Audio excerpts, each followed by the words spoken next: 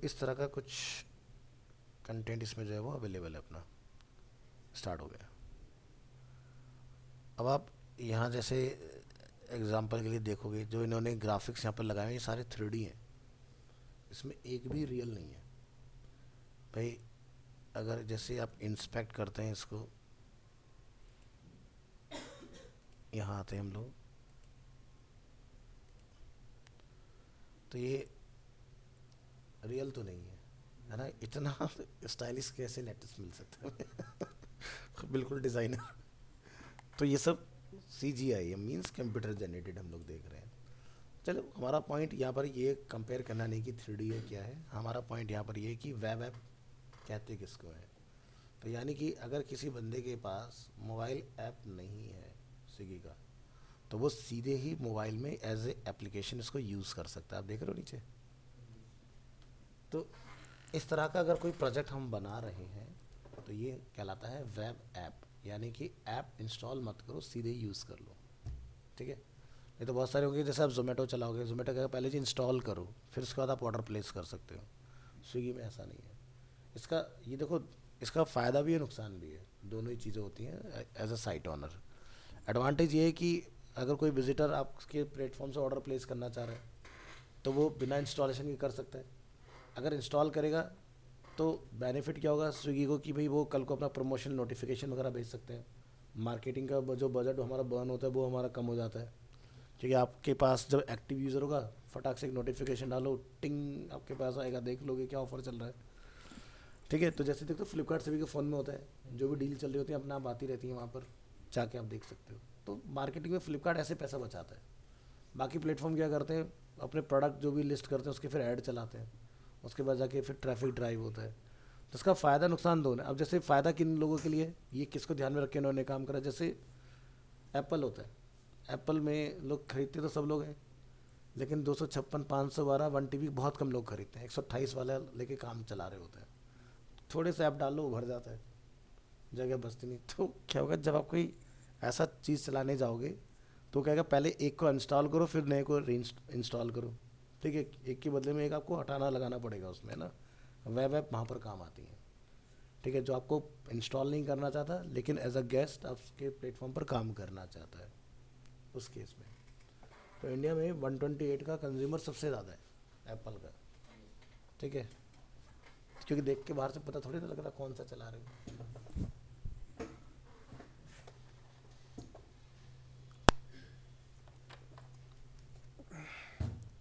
जोमेटो पर आते हैं। जोमेटो, क्लिक हेयर, और यहाँ से मोबाइल मोड। ठीक है। तो यहाँ पर आप देख रहे हो कंटिन्यू इन ऐप और कंटिन्यू इन ब्राउज़र। ठीक है। तो अगर बंदा ऐप में चलाना चाहता है तो क्लिक करे, ऐप में चले जाए। उनके ने ऐसा नहीं किया। ठीक है। और यहाँ से ब्राउज़र में अगर आप कंटिन्यू करना चाहते हैं, तो ब्राउज़र में जब हम लोग कंटिन्यू कर रहे हैं तो यहाँ पर उतना बढ़िया नहीं है जितना बढ़िया हमें स्विगी का दिखाई दे रहा था, क्योंकि इनका मेन फोकस है ऐप के ऊपर। ठीक है। तो यहाँ से उतना अच्छे से ना तो आप कैटेगरीज वगैरह देख पाओगे, ना ये तो सही से काम करेगा। तो ये डिफरेंस होता है। तो ऐसी चीज़ों में आपका सबसे ज़्यादा टेलविंड का इस्तेमाल होता है। ठीक है। ज़रूरी नहीं टेलविंड ही हो, बट टेलविंड वेब ऐप में सबसे ज़्यादा पॉपुलर हो चुकी है। ठीक है। तो ऐसे बहुत सारे आपके गेम्स वगैरह होते हैं, फैंटेसी साइट्स होती हैं जहाँ पर आप गेम वगैरह खेलते हो। जैसे अभी हाल फिलहाल में आपने देखो ना, बहुत सारी साइट्स हैं, जैसे पेरी पेरी मैच हो गया, या जैसे एक रमी सर्कल हो गया, है ना, जहाँ पर जाओ आप ऑनलाइन खेल सकते हो। वन एक्स बैट हो गया, इस तरह की जो वेबसाइट्स हैं, ये सब क्या वेब ऐप्स हैं।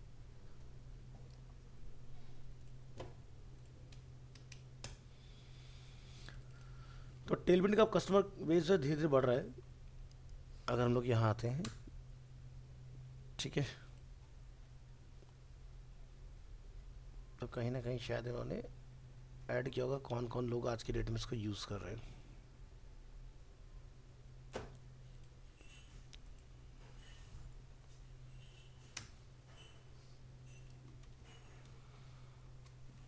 हम यहाँ से बूटस्ट्रैप देख लेते हैं। तो यहाँ पर आप देखोगे टेलविंड जो है वो यूटिलिटी पर काम करता है। अब यूटिलिटी हम लोगों ने बूटस्ट्रैप में भी देखा हुआ है, ठीक है। तो अगर आप बूटस्ट्रैप पर आओगे तो यहाँ पर आप नोटिस करें यूटिलिटी दिखाई दे रहा है, जिसके अंदर आपको border, colour, display, flags, float, ये सारी प्रॉपर्टीज़ मिल जाती हैं। टेलविंड पूरा इसी पे प्ले कर रहा है, ठीक है। तो क्या ये जो है हाईली कस्टमाइजेबल है, ये लेस कस्टमाइजेबल है, क्योंकि सब कुछ पहले से करा कराया आता है। आपके पास ज़्यादा कुछ करने का इसमें होता नहीं है ऑप्शन। लर्निंग कर्व स्टीपर है, इसका शैलोअर है। Ideal use cases custom design websites या फिर रैपिड प्रोटोटाइपिंग के लिए यूज़ होता है। Common use cases ecommerce, SaaS, landing pages. इसका यूज़ है dashboard, admin panel and corporate websites बनाने के लिए। तो किसी भी चीज़ का कंपैरिजन देखना है तो वर्सेस करके लिख के इस तरह से बहुत इजीली डिफरेंस निकाल सकते हो इसके अंदर, ठीक है। तो ये डिफरेंस है। तो डैशबोर्ड वगैरह जैसी चीज़ें ऐसा नहीं कि इसमें नहीं बना सकते, हम लोग बना सकते हैं, बट इसमें और ज़्यादा आसान है बनाना। तो डैशबोर्ड क्या होता है, जैसे हम जीमेल चला रहे हैं तो ये क्या एक डैशबोर्ड है एक तरह का। ऐसे ही अगर हम यहाँ आएंगे एग्जाम्पल, तो यहाँ भी आपको डैशबोर्ड मिलेगा। मैं आपको दिखाता हूँ एक एग्जाम्पल, जैसे कि ये।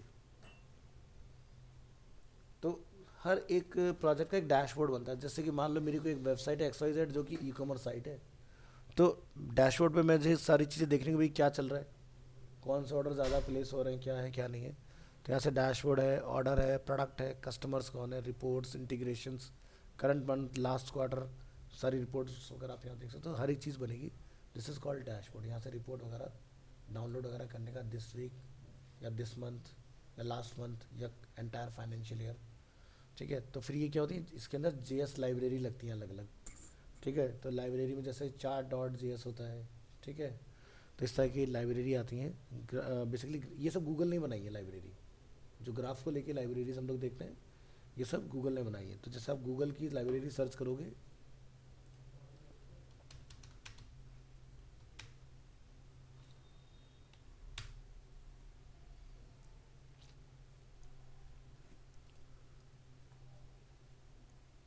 तो जैसे आपको पाई चार्ट फॉर्म में देखना हो, या आपने इस तरह से लाइन चार्ट में देखना हो, या कॉलम चार्ट में देखना है, या एरिया में देखना है, या फिर ट्री मैप में देखना है, या फिर इस तरह से देखना है, तो हर तरह का इसमें अवेलेबल है। और डेटा के बेसिस पर उस तरह के आपके प्रोजेक्ट्स बन जाते हैं, जैसे geo chart, scatter chart, column chart, combo chart, bar chart, ठीक है, इस तरह से। तो नोटिस किया होगा बहुत सारी जगह पर जब आप लॉगिन करते हो डैशबोर्ड आता है, ठीक है। डैशबोर्ड के अंदर आपको जैसे किसका बेस्ट एग्जांपल दें, कुछ दिखाता हूँ।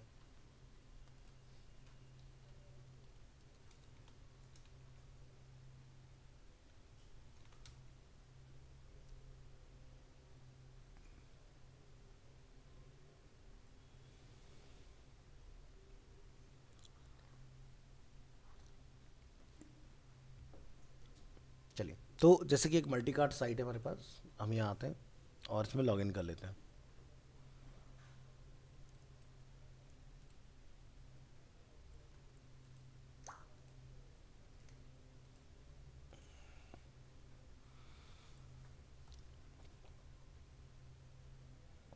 ओहो, इन्होंने भी हाल फिलहाल में चेंज कर दिया इसको।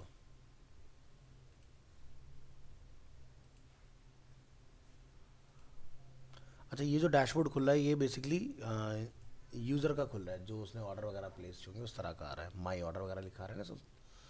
हम एडमिन वाला डैशबोर्ड देखेंगे।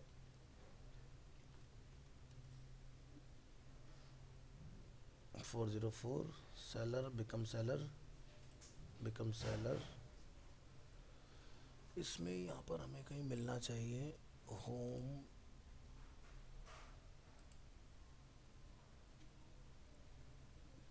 इसको लॉग आउट कर दो।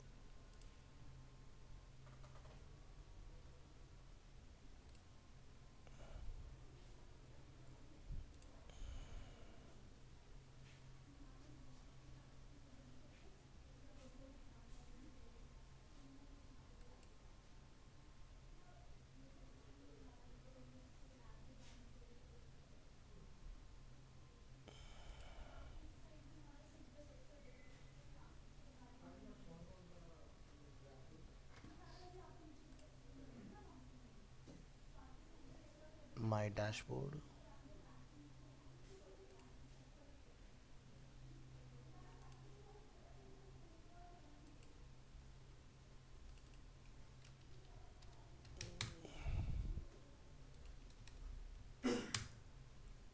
फोर जीरो थ्री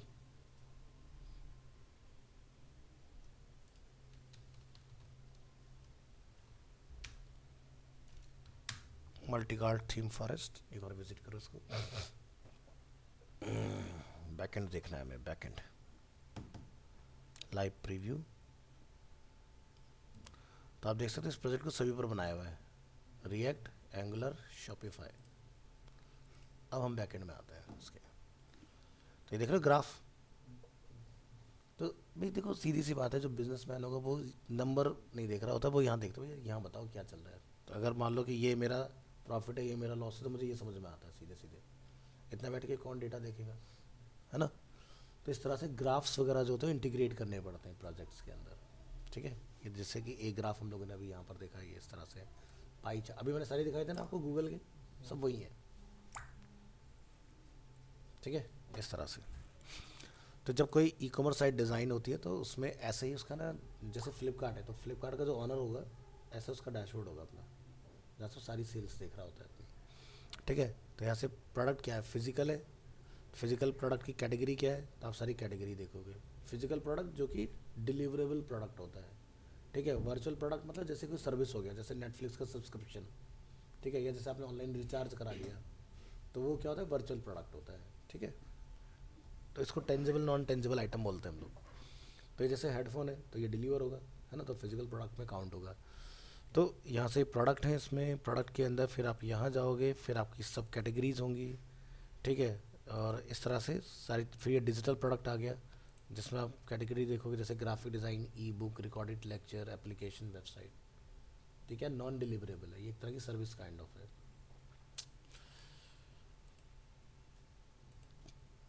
प्रोडक्ट के ऊपर लोगों के रिव्यूज़ क्या हैं, किसने कितने स्टार दिए उसको। तो देख रहे इस तरह के डैशबोर्ड डिज़ाइन होते हैं। तो ये डैशबोर्ड हम बूटस्ट्रैप से बना सकते हैं, जैसे मैंने कहीं दिखाया था ना आपको बूटस्ट्रैप का, कहाँ गया ये रहा।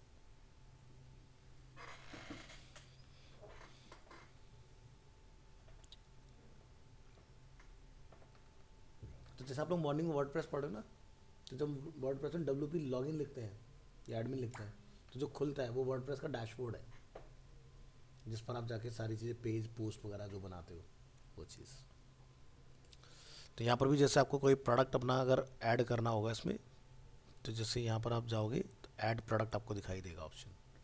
यहाँ से फ़ोटो अपलोड होगी, यहाँ से अलग अलग फ़ोटो डालो अलग अलग एंगल से उसकी, और यहाँ से टाइटल, प्राइस, प्रोडक्ट का कोड क्या है, साइज़, स्मॉल, मीडियम, लार्ज, और अपना डिस्क्रिप्शन, यहाँ से ऐड प्रोडक्ट। तो जब हम लोग एक फ्रंट एंड डिज़ाइनर होते हैं तो हमें बैकएंड भी पूरा इस तरह से डिज़ाइन करके देना होता है। अब जो बैकएंड वाला बंदा को फंक्शनलिटी लगा देगा इसके ऊपर। अब जैसे आप लोग बैकएंड सीखोगे मुझसे, तो ये आप सब लगाना सीख जाओ, कैसे मैं यहाँ से जब ऐड करूँगा तो बैकएंड में चला जाए और वेबसाइट पर लाइव भी दिखाई दे जाए। ये सब सिखा दूंगा मैं आपको कैसे होती हैं सारी चीज़ें। तो ये सब चीज़ें आपके लिए फिर बड़ी नहीं रहेंगी। जैसे यहाँ पर यूज़र कितने इस वेबसाइट के अंदर, ठीक है, उसको हम लोग देख सकते हैं। किसी यूज़र को हटाना है, उस पर्टिकुलर को पकड़ के आप डिलीट कर सकते हो यहाँ से। जैसे वर्डप्रेस में यूज़र वाला हमारा ऑप्शन आता है, तो क्रिएट यूज़र हम लोग वहाँ से कर पाते हैं, उस तरह की चीज़ें।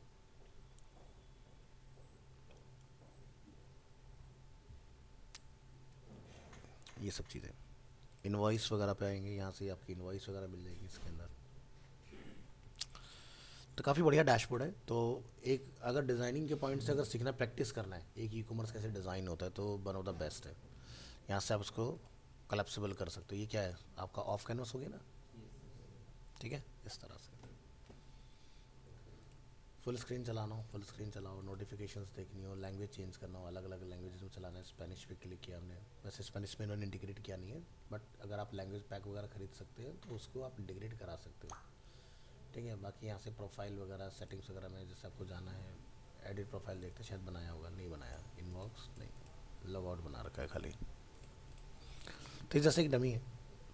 तो अभी मैं भी कुछ ऐसा डिज़ाइन कर रहा हूँ जिसमें बेसिकली क्या है ना, जैसे वो अभी मैं प्रीतिवार के लिए कर रहा हूँ। उसमें क्या है, जैसे ये वर्क शोकेस होगा एग्जाम्पल के तौर पर, तो यहाँ तो यूज़र देख ही रहा है, लेकिन हम कुछ ऐसा प्लान कर रहे हैं कि अगर तब तक हो पाया पूरा तो एक क्यूआर कोड होगा, यूज़र स्कैन करेगा, स्कैन करके वो जो जितने भी हमारे वर्क शोकेस हो रखे हैं वो डिजिटली फ़ोन पर दिखाई देंगे आपको। उसके बाद आप कैटेगरीज में जाके वहीं से वोट कर सकते हैं। तो रियल टाइम में लीडर बोर्ड पे मुझे दिख रहा होगा कौन सी कैटेगरी को कितने वोट मिले हुए हैं, ठीक है, लाइव फीड आ रहा होगा उसका। तो सेंटर में किसी की जगह पर बड़ी स्क्रीन पे चला देंगे उसको, वहाँ पर मैं दिखता रहेगा कौन सी कैटेगरी पे सबसे ज़्यादा वोट मिल रहे हैं, या वो कौन सा स्टूडेंट है जो उस ऑर्डर में लग जाएगा अपना डेटा अरेंज होके फिल्टर होके, ठीक है। फर्स्ट सेकंड थर्ड अगर हम लोग ऐसा बना देते हैं कुछ, तो same day at the end of the day event का जो भी हमारा दिन होगा हम डिक्लेयर कर सकते भाई कौन कौन विनर है। ये नहीं कि एक महीने बाद पता चला है ये विनर कौन है ठीक है, तो रियल टाइम में दिख रहा होगा।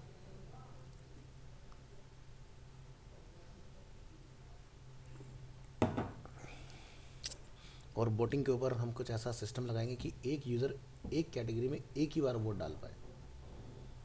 तो हम मोबाइल का जो है आईपी एड्रेस वगैरह वो सारी चीज़ें उसका टोकन जो है वो जनरेट कर लेंगे। जब वो दोबारा करने जाएगा तो कर ही नहीं पाएगा, ठीक है, जो हो गया हो गया। अगर वो किसी और अपना वोट चेंज करना चाहता है तो वो ज़रूर कर सकता है, लेकिन डुप्लीकेसी नहीं कर सकता वोट की, ठीक है। क्योंकि लोग जैसे प्रीतियार में हमने एक चीज़ एक्सपीरियंस की, और ये मुझे आइडिया वहीं से आया basically real time case study है। बच्चे के ने क्या किया कि अपने प्रोजेक्ट पे वोट ज़्यादा कराने के लिए वो वोटिंग वाला फॉर्म ही ले गया उठा के, वो बाहर से जाके 100-200 उसने उसकी फ़ोटोकॉपी का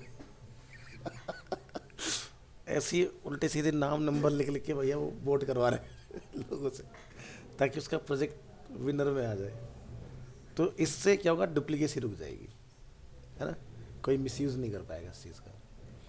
तो इसका एक और एडवांस लेवल हमने सोचा था कि जब आप अपना प्रोजेक्ट यहाँ पर अपलोड करोगे, प्रिंट होने से पहले प्रोजेक्ट यहाँ पर अपलोड होगा, तो ऑटोमेटिकली प्रोजेक्ट में मैं डायनामिक क्यूआर कोड लगा दूंगा, ठीक है। तो उससे दो फ़ायदे हैं, या तो वेबसाइट पर आके पर्टिकुलर कैटेगरी के अंदर जाके आप प्रोजेक्ट को आप वोट कर सकते हो, या फिर जैसे आप यहाँ स्कैन करोगे तो आपके फ़ोन पर सीधे वही प्रोजेक्ट आ जाएगा जो सामने है, सीधे उसको वोट कर सकते हो जो आपको पसंद है।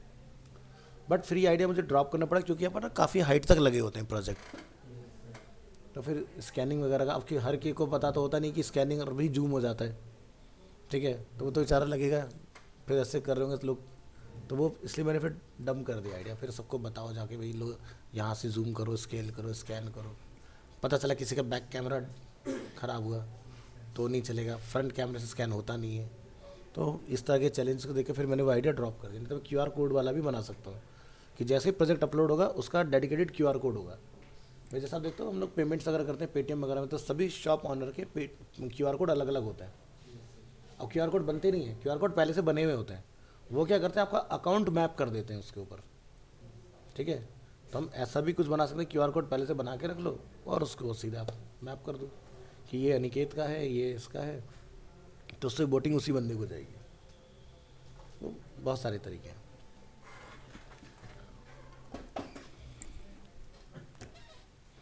तो टेक्नोलॉजी के इस दौर में आइडिया होना चाहिए, बन सब जाता है, टाइम लगता है थोड़ा बट बन सब जाएगा, जो सोचोगे वो बन जाएगा। तो मैं कोशिश में लगा हुआ हूँ टाइम निकालने का, जब भी टाइम बचता है तो मैं कुछ ना कुछ लगा रहता हूँ। जैसे अभी भी अगर आप देखोगे ना, तो मैं ये आपके आने से पहले मैं बना ही रहा हूँ, ये देख रहे हो बोटिंग ऐप। अब ये बोटिंग ऐप जो है पूरी की पूरी इधर चल रही है, अब ये पूरी रिएक्ट होती है। इसके अंदर आप यहाँ देखोगे हमारे राउट्स वगैरह चल रहे हैं, ठीक है, ऑथेंटिकेशन राउट्स, बोटिंग राउट्स हमने यहाँ पर अपना बना रखा है। ये सारी जावास्क्रिप्ट है इसके अंदर, ठीक है। फिर यहाँ पर आओगे मॉडल्स हैं, इसमें डेटाबेस का हमारा पूरा कंट्रोल रखा हुआ है। फिर सर्वर है हमारे पास जिसके अंदर ये सारी हमने फाइल्स बना के रखी हुई हैं अपनी। फिर हमारे पास इसका फ्रंट एंड है, फ्रंट एंड के अंदर हमारे पास app.js है, जहाँ पर ये सारे पेजेस हमारे sign in, sign up, letter board वगैरह सब चीज़ें काम करेंगी, ठीक है। तो जब बनेगा प्रॉपर बढ़िया से तो दिखाऊंगा तुम्हें क्या आउटपुट निकल के आता है। तो अभी स्टाइल नहीं कर रहे इसको, अभी पहले मॉडल टेस्ट हो जाए, सजाने का काम बाद में देखेंगे। पता चला सजाने में टाइम ख़राब कर लिया, प्रोजेक्ट बना ही नहीं तो क्या फ़ायदा। और इसके अंदर सबसे बड़ा फ़ायदा क्या होता है कि जैसे मुझे इसको कहीं होस्ट करने की भी ज़रूरत नहीं है, हम एक ओपन वाईफाई लगा देंगे और सीधे उसके ऊपर क्या होगा, यूज़र जैसे स्कैन करेगा सीधे उसके फ़ोन में खुल जाएगा, ना उसको कोई पासवर्ड डालना पड़ेगा ना कुछ करना पड़ेगा।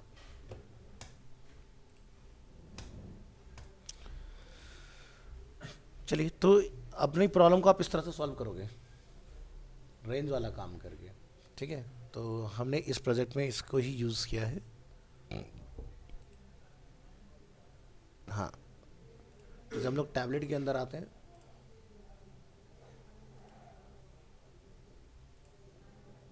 तो आपका डिज़ाइन टैबलेट पर सही से काम कर जाता है। देख रहे हो, 820 भी है, 800 भी है, ये आपका 11 वाला हो गया, ये आपका मिनी वाला हो गया, कहीं कोई दिक्कत नहीं। तो रेंज बना लो, एक पर्टिकुलर ब्रेक पॉइंट में रखे, इस रेंज से इस रेंज के बीच में जो भी स्क्रीन साइज होगा वो टैबलेट में काउंट हो, इस तरह से।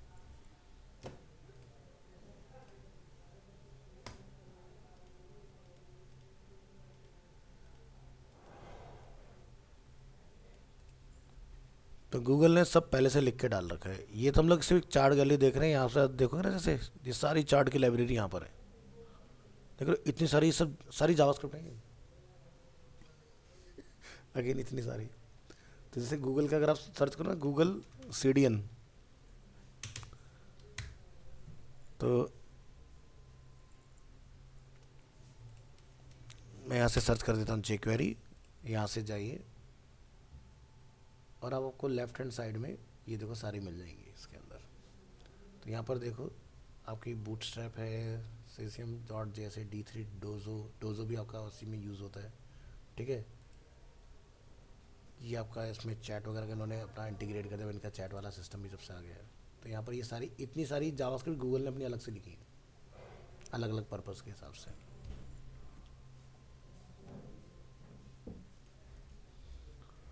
तो जावास्क्रिप्ट एक ऐसा समंदर है, बेस पढ़ने के बाद में जो मर्जी चलाते रहो उसके ऊपर, इसका कोई एंड नहीं। कोई ये बोले मुझे सारी जावास्क्रिप्ट आती, हम ही नहीं आई इतने सालों में, तो सब औरों कैसे आ जाएगी, बहुत वास्ट है।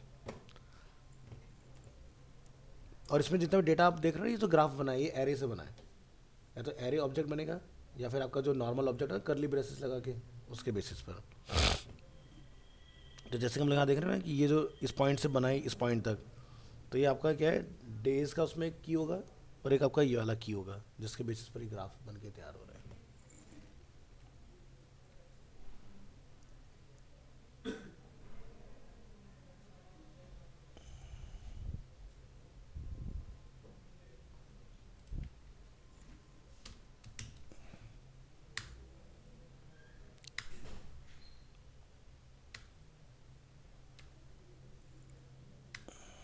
ये देख रहे हो चार्ट,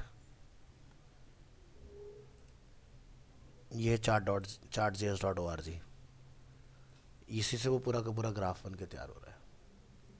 ठीक है, ये लिखना नहीं है, लाइब्रेरी लगानी होती है हमें। और ये सारा डेटा है, देख रहे हो, संडे मंडे जो मैं बता रहा था आपको, आ गया ना array object, array object.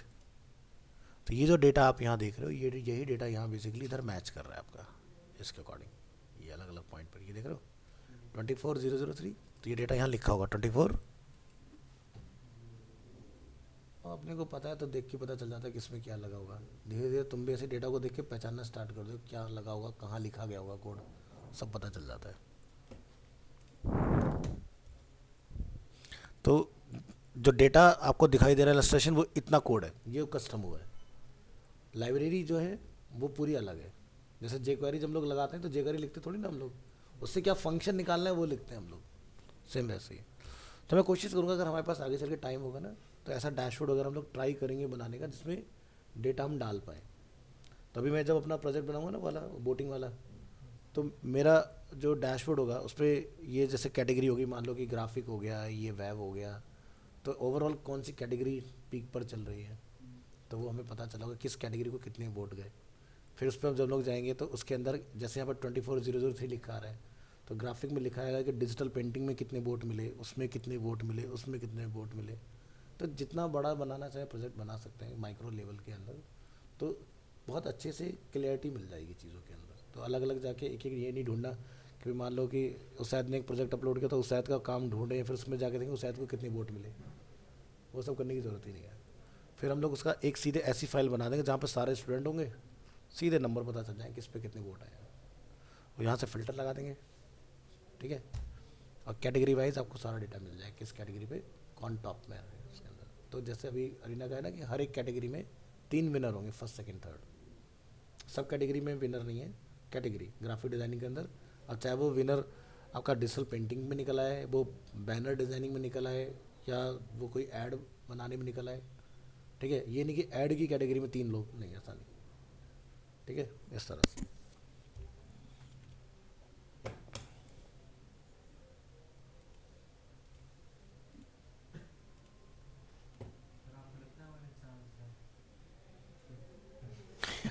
Charge अभी से तुम्हारा ही है क्योंकि किसी का काम ही नहीं देखा, और सबसे ज़्यादा जो अभी तक काम जिसका देखा वो तुम लोग हो, और बाकी का जैसे सागर सर है उनके भी सिर्फ 2 ही बच्चों ने पार्टिसिपेट किया।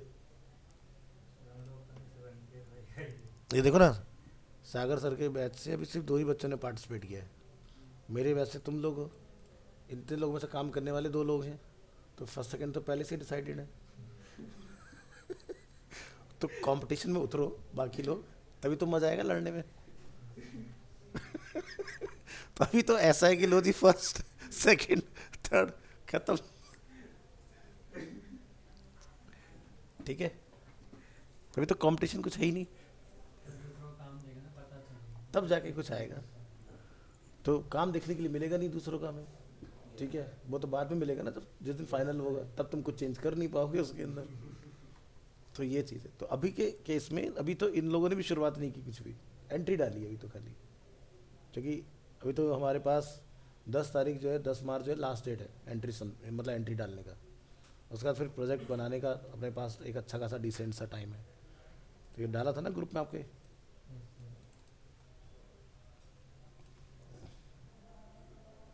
थर्ड में को एग्जीबिशन है, 18 अप्रैल आपका लास्ट डेट है, ठीक है। तो आप 15 को अपना काम सबमिट कर देंगे, ठीक है, ताकि एंड में कुछ गड़बड़ ना हो। और काम भी आपको दोनों तरह से बता देंगे कि अगर मान लीजिए आप लैपटॉप 1% ना ला पाए तो लाइव आपका कहीं पर होस्ट हो, ताकि यहाँ पर चल जाए, ठीक है। तो वो होस्टिंग भी आप सीख जाओगे लगे हाथ, उसमें किस तरह से होस्ट किया जाता है डेटा को। तो ये करना है हमें। तो इसलिए कंपटीशन में उतरोगे तो सीखोगे, ठीक है। कॉम्पिटिट करो आपस में, अपनी नॉलेज को एक्सचेंज करो, देखो हम कहाँ स्टैंड करते हैं। क्योंकि देखो कल को आप इंटरव्यू में जाके एलिमिनेट हो, उससे अच्छा कि हम यहीं पर हो जाए ना। ये नहीं कि हम गलत फहमी में चलेंगे, जॉब तो लग ही जाएगा, कैसे लग जाएगा। फिर आपको कि सर इतना अच्छा काम किया था, पता नहीं क्यों नहीं हुआ। तो मुझे यहाँ पता चल जाएगा ना कि इतनी लंबी जर्नी में हम में से कौन कहाँ स्टैंड कर रहा है, और या हम मुझे किस पार्ट पर ज़्यादा काम करने की ज़रूरत है। हो सकता है किसी का CSS बहुत अच्छा हो सकता है किसी का स्ट्रक्चर बिल्ड करने का तरीका बड़ा अच्छा है ना। तो सबके अंदर कोई ना कोई स्पेशल चीज़ ज़रूर होगी, स्पेशलिटी आपके अंदर आ चुकी होगी, हर एक चीज़ हर बंदे के अंदर अभी की डेट में। क्योंकि मैं देखो क्लियर बोल रहा हूँ, ये अरीना का पहला बैच है तुम्हारा वाला जो इतना काम कर रहा है, जस्ट बिकॉज ऑफ क्योंकि तुम्हें इतने महीने मिले, इतने में तो कोर्स ही ख़त्म हो जाता है ना। तो तुम्हें तो बहुत अच्छा सा टाइम मिला है कंप्लीट करने के लिए। और अब तुम्हारे को खुद को भी कॉन्फिडेंस आता होगा कि भाई कोडिंग इतना ज़्यादा कॉम्प्लिकेटेड वाला पार्ट नहीं है, थोड़ा सा और टाइम दोगे और अच्छी हो जाएंगे लेवल आपके। और कोई डाउट है तो बताओ, फिर अपना आगे बढ़ते हैं चीज़ों को लेके।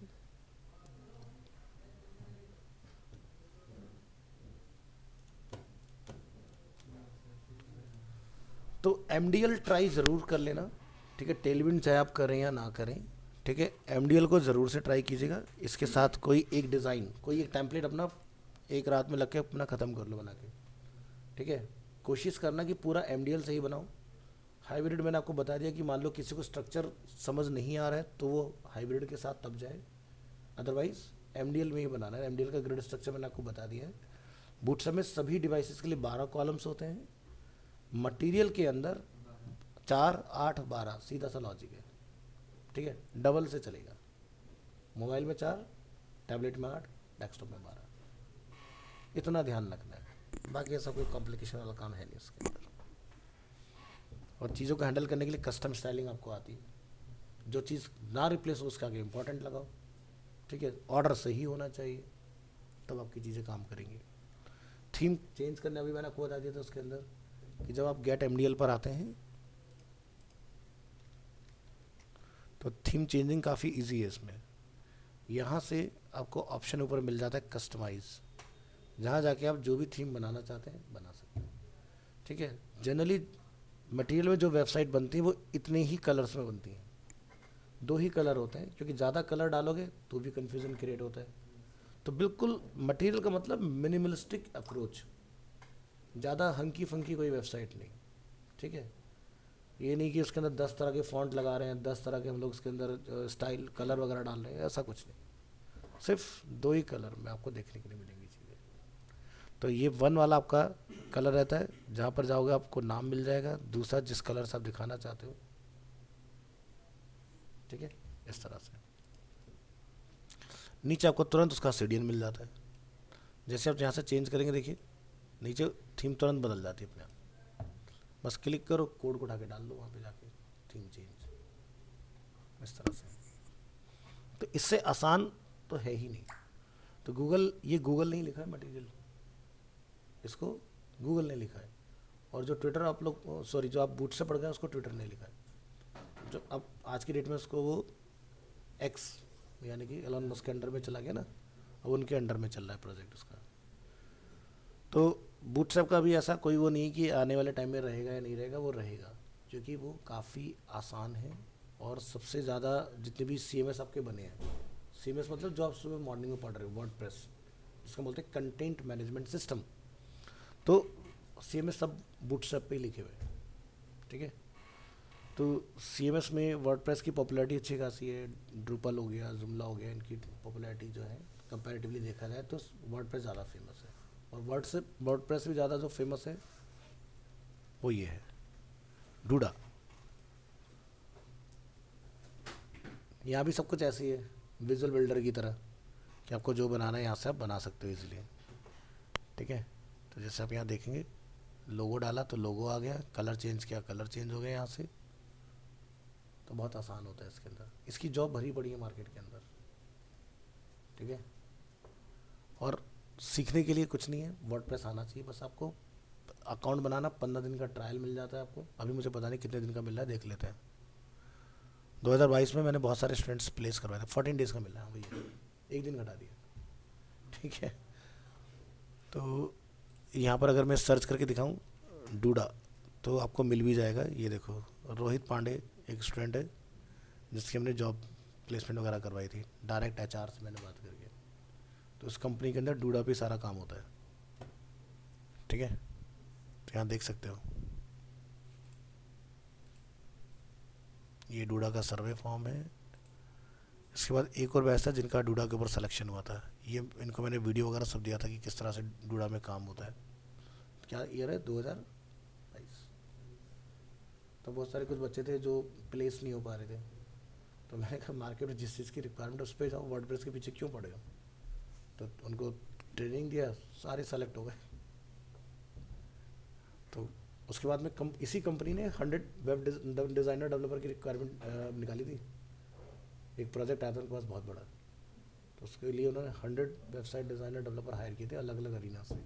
हमारी टोटल 7 ब्रांच है ना, तो सभी जगह से सेलेक्ट हुए, तो सबको मास्टर क्लास ऑनलाइन दी और सबको फिर प्लेस करवाया था। तो जॉब की कमी नहीं है भाई, करने वालों की कमी है। एक्सेलेंट काम सीखो, जुगाड़बाजी नहीं।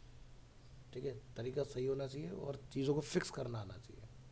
और कोई भी चीज़ ये नहीं कि दोबारा से बनाएंगे, एग्जिस्टिंग के अंदर ही फिक्स करो। दोबारा से बनाने वाला दिमाग लगाओगे तो टाइम लगेगा। तो क्योंकि सीधी सी बात है, जब आप जॉब पर होगे तो ऐसा तो है नहीं ना कि आपको बिल्कुल स्क्रैच से बनाने के लिए मिलेगा। कोई वेबसाइट अपडेशन के लिए आ सकती है, मेंटेनेंस वगैरह के लिए आ सकती है, या कोई हो सकता है जैसे उसैद और तुम सब लोग एक टीम में काम कर रहे हो, आज ये छुट्टी पर है तो इसका प्रोजेक्ट तुम्हें देखना पड़ेगा, और तुम परेशान उसैद क्या कोड लिख गया मुझे तो समझ में नहीं आ रहा। तो उतनी अंडरस्टैंडिंग होनी चाहिए कि काम सभी लोग कर पाएँ। तो इसलिए हमने पढ़ा है ना, कमेंट CSS में हम लोग डिफाइन करते हैं कि किस लिए बना रहे हैं हम लोग, ताकि बंदा ढूंढे और फटाफट से उसको कर पाए चीज़ों को, है ना।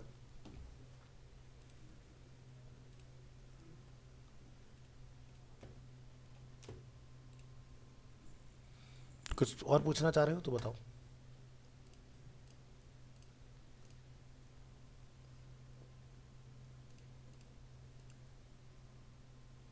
तो रश्मि अभी हाल फिलहाल में किस चीज़ पे काम कर रहे हो आप? कौन सा? डिज़ाइन प्रैक्टिस करने के लिए, या जो हमारा कंपटीशन है पेंसिल फेस्ट? अच्छा, देखो एक ना बहुत अच्छी हैबिट बनाओ। हैबिट क्या है कि जितना भी आप घर पे प्रैक्टिस करते हो, जब कंप्यूटर शट डाउन करते हो उसका स्क्रीनशॉट ग्रुप में ज़रूर डाला करो। उससे ये नहीं कि आज मैंने काम नहीं किया तो मतलब मेरी इंसल्ट हो जाएगी। एक डिसिप्लिन बनाओ कि आज की मेरी प्रोडक्टिविटी क्या है। तो इससे क्या होगा, आपकी एक हैबिट डेवलप होगी, मुझे डेली कुछ अचीव करना है। देखो ये सोच के सोना बड़ा आसान है कि कल कर लेंगे, कल तो कभी आती नहीं। आज अगर तुमने पूरे दिन कुछ नहीं किया, दिन तो गया ना, 24 घंटे वेस्ट। तुम रात को 9 बजे 10 बजे 12 बजे जब भी सोते हो तो दिन तो चला गया ना। तो इसलिए डेली जब आप करके उठें तो अपना खुद के लिए, अपनी नॉलेज के लिए, अपनी कि भाई मैंने कितना काम किया आज, तो उससे मोटिवेशन मिलती है, बूस्ट मिलता है। और आप अगर ये सोच के सोच रहे हो कि कल कर लेंगे, फिर कल कुछ और अर्जेंट काम आ गया, फिर वो परसों पे टल गया, तो आपका टाइम निकलता जाएगा और ऐसे प्रोजेक्ट कभी पूरे नहीं होते। हम 1 साल लगा के वेब डिज़ाइनिंग सीखते हैं, कंपनी में जाकर हम लोग 1 महीने में प्रो हो जाते हैं। डिफरेंस क्या है? क्यों? क्योंकि घर पे हम लोग डिसिप्लिन में नहीं है ना। 1 घंटा काम किया, छोड़ दिया।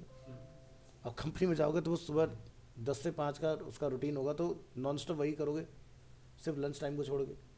तो अपना आप एक्सपर्ट हो जाता है कम टाइम के अंदर। तो फ़र्क इस चीज़ का है।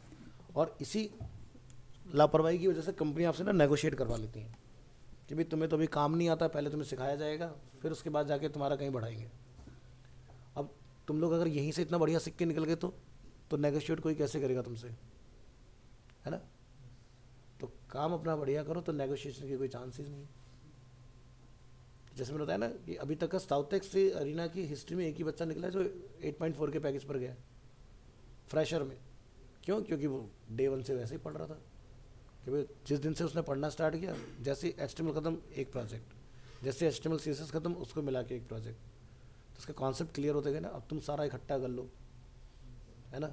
जैसे हमारे बैच में मान लो कोई एक ऐसा स्टूडेंट है जिसने पूरे 10 महीने में कुछ नहीं किया, अब वो अचानक से भाई सब प्रोजेक्ट बनाना स्टार्ट करेगा, सब खिचड़ी हो गया। पता ही नहीं, क्लियरिटी नहीं, करना कहाँ से। इससे कई बार ऐसा लगता है शुरू कहाँ से करें, बनाना क्या है, समझ ही नहीं आ रहा होता कुछ। तो ये तब होता है। और जब आपके पास क्लियरिटी होगी मॉड्यूल वाइज ना, तो ये दिक्कतें नहीं आएंगी। तो नेक्स्ट क्लास यानी कि कल, अब जब हम लोग मिलेंगे ऑनलाइन, अब आपके एग्ज़ाम्स हम लोग कंडक्ट करेंगे, ठीक है? क्या करना है? ऑब्जेक्टिव क्वेश्चन है, एक को भी गूगल सर्च नहीं करना है, चाहे फेल हो जाना चलेगा मुझे, लेकिन चीटिंग करके नहीं करना। उससे तुम्हें ये पता लगेगा खुद को कि मुझे और अपने ऊपर कितना काम करने की ज़रूरत है। समझ गए ना? तो बिल्कुल भी खुद को मत धोखा देना। मुझे तो पता ही होगा किसको कितना आता है, मुझसे कुछ नहीं छुपा, लेकिन खुद के साथ ऑनेस्ट रहना। तो कल मैं आपको कुछ क्वेश्चन पेपर शेयर करूंगा, उनको आंसर करना। तो यानी कि HTML CSS जावास्क्रिप्ट बूटस्ट्रैप, ये आपको 4 पेपर कंप्लीट करने हैं अपने। और ये देखो कि अभी 10 महीने की जर्नी में हमने कहाँ तक चीज़ों को सीख लिया, कितना हमें आता है, ठीक है? क्वेश्चंस को ध्यान से पढ़ना, ठीक है? टाइम का ऐसा कोई लिमिट नहीं है कि भाई तुम्हें अभी 10 मिनट में ख़त्म करना है। बस पहले ध्यान से पढ़ के बिना कहीं सर्च करे अपने आप को पहले रैंक करो कि हम कहाँ रैंक कर रहे हैं उसके अंदर, ठीक है? तो इससे तुम्हें बहुत हेल्प मिलेगी। फिर हम थोड़ा सा आपको एडवांस पेपर शेयर करेंगे, भाई आपका ये लेवल अगर क्लियर तो नेक्स्ट लेवल क्या होगा। क्योंकि इंटरव्यू में जाओगे वहाँ पर हर बंदे का ऐसा तो इंटरव्यू होता नहीं ना कि सबको लेके एंटरटेन करेगा पर्सन। वो टास्क दे देगा आपको, मशीन पे बैठा देगा, पास कर लिया तुमने तो आपसे आगे बात करेगा, नहीं तो नहीं करेगा। क्या ठीक है जी, जाओ करते हैं कॉल, बता देंगे आपको। क्योंकि जो बंदा इंटरव्यू ले रहा होगा वो डेफिनेटली कोई प्रोजेक्ट भी देख रहा होगा कंपनी के अंदर, तो टाइम वेस्ट थोड़ी ना करेगा तुम्हारे ऊपर वो। समझ गए ना? हाँ, वो बनाने गया, तैयारी करने ठीक है? तो एक बहुत अच्छी कंपनी है नोएडा के अंदर, शायद मैंने पहले भी जिक्र किया था, ये है चेतु के नाम से, बहुत बढ़िया कंपनी है, ठीक है? इसमें सॉफ्टवेयर डेवलपमेंट का टोटल काम होता है, ठीक है? और डेवलपमेंट यहाँ लिखा है तो उससे जैसे कई सालों को डेवलपमेंट के नाम से डर लग जाता है, डेवलपमेंट अरे यार बड़ा टफ होता होगा, कुछ भी नहीं है, ठीक है? अब यहाँ पर जैसे आपका मान लो सिलेक्शन हो जाता है तो इनकी एक तो शिफ्ट जो होती है वो 2 से 11 की होती है, तो मतलब तुम्हारे पास आधा दिन पूरा बचता है, रात तो जिस टाइम पे तुम्हारी शिफ्ट ओवर उस टाइम पे तो तुम सोने की सोचते हो 10-11 बजे, तो यानी कि तुम्हारा कभी भी दिन का यूटिलाइजेशन कर सकते हो। ठीक है।